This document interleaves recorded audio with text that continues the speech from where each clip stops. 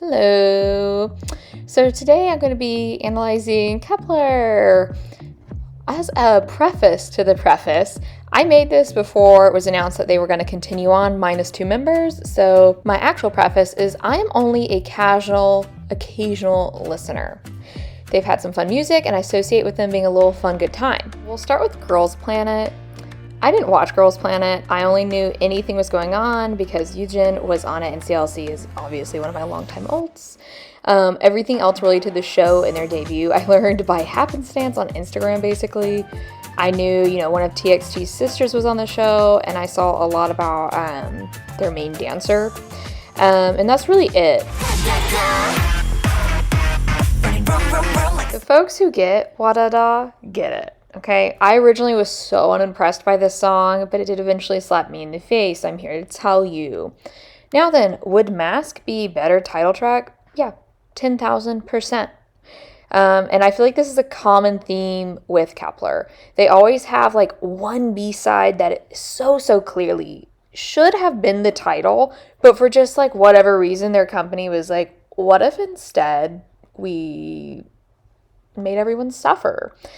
So I will say though, the music video is lackluster, but honestly, I don't really care. It feels mostly like a performance music video, which I feel like is kind of par for the course mostly these days. So it is what it is. But honestly, Wadada was good. Mask, phenomenal. Anything else on the album really dulls in comparison. I can't even remember what anything else sounds like from the album. But I thought it was a decent debut. It is definitely not what I kind of anticipated, even though I had literally zero expectations. So it just seemed kind of like, oh, okay, this is what we're doing. Also right here, I'll go ahead and take the opportunity to talk about Queendom 2. I will say I enjoyed seeing Kepler in their performances. But like many people, I agree that they didn't do too well, and their being on the show felt like a waste of time for the group and for, us as the viewers. They would have been better served not being on the show, point blank. That was ridiculous. Made no sense. Up, it's okay. The end. No, okay, so I think Up is a good example of groups attempting to pull a quote-unquote red velvet by having a flip from their original or other concept. Up is clearly a summer song based on the music video, but also it doesn't really feel that way outside of the music video. They could have released this in November and I wouldn't bat an eyelash because it doesn't actually give summer vibes. There's nothing about this where I'm like, oh, we're driving around with the top down and the windows down, going to the beach. We're at the beach, we're going camping, we're on break. There's nothing about the song itself that is actually summery other than the music video, and I stand by that. The music video is cute and whimsical, the styling is consistent but nothing special, and the title track actually makes sense as the title, I will say, which this does not happen often for them. Keep in mind, this is their first comeback, and they have already flipped the script from the original sounding concept. Like, other than some flying through space in the music video, there's nothing similar to their debut going on here. It is not like Mask, and it is not like Wadada. This is what I mean when I'm saying they never find a niche or a groove, and it is because of this inconsistency, which, once again, giving CLC vibes, which is a management problem. Right, Wing Wing is their Japanese debut, which is where we begin the segment of their careers called Please Someone Tell Me Why All Their Japanese Titles Are Better. This from the start already lines up with their debut sound more than their first Korean comeback does. Even the styling and aesthetics in the music video line better with Wadada. Make it make sense. You know what I mean? I enjoyed this song far more than I enjoy Up. And it logically is a follow-up from their debut, but also it wasn't. So, just fun little things.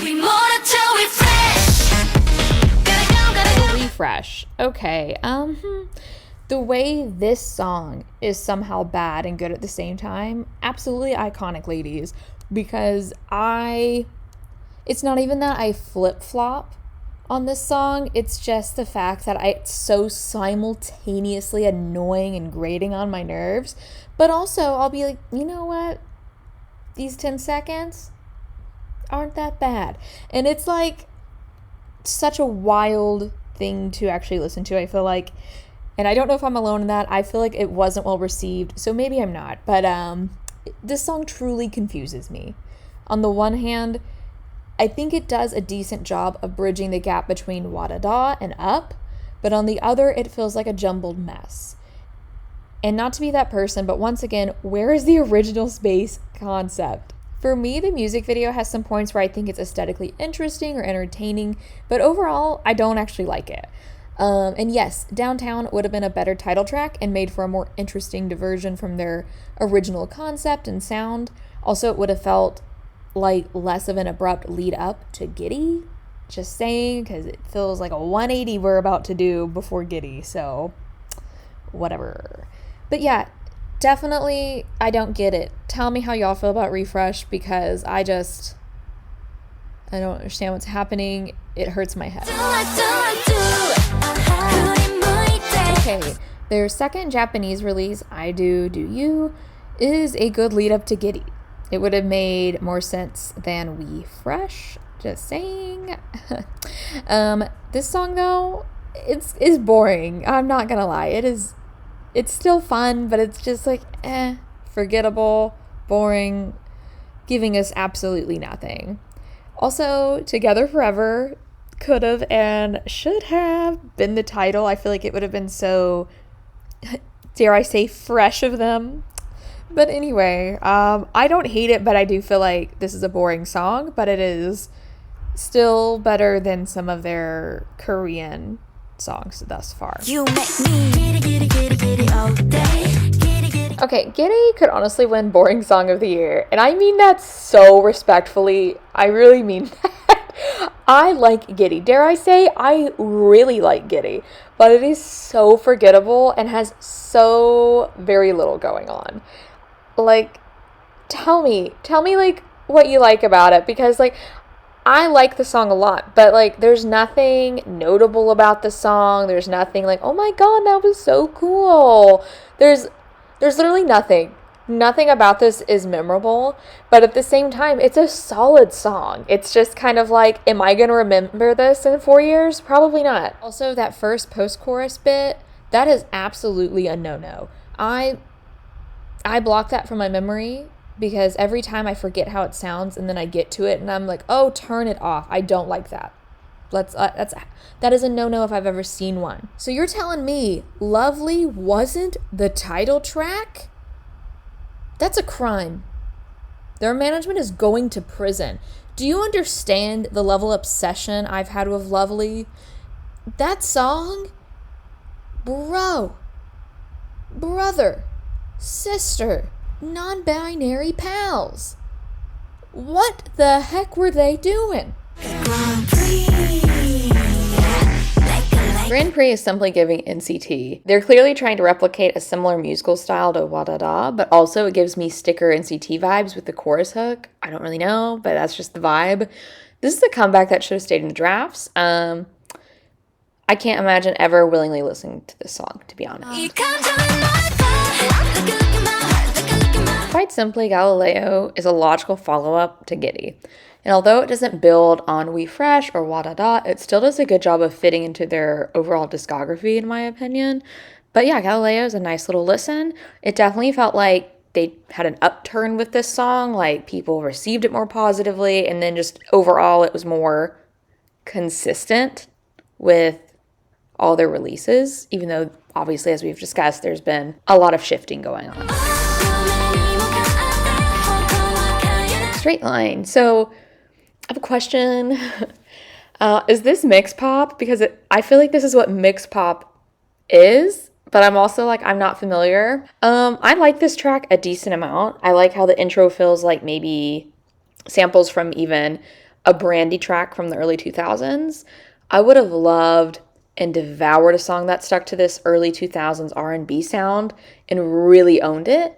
But alas, we got to switch up not even like 30 seconds in, which was very disappointing. However, surprisingly, I think all the different sounds and melodies fit together despite being a shock to the system on the initial listen. So like, it's got that going for it and longevity. I like the elegant, chic aesthetic and song.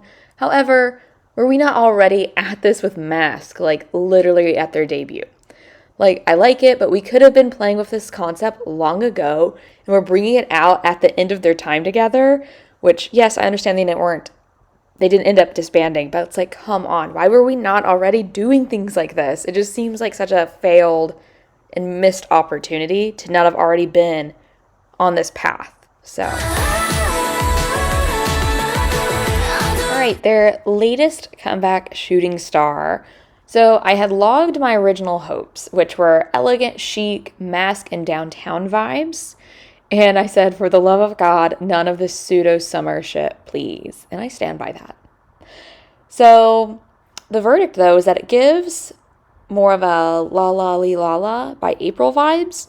However, it is more of a chic concept, which I enjoy and is ultimately close to what I had hoped for. The general consensus online also seems to be like, wow, they finally gave us all what we wanted.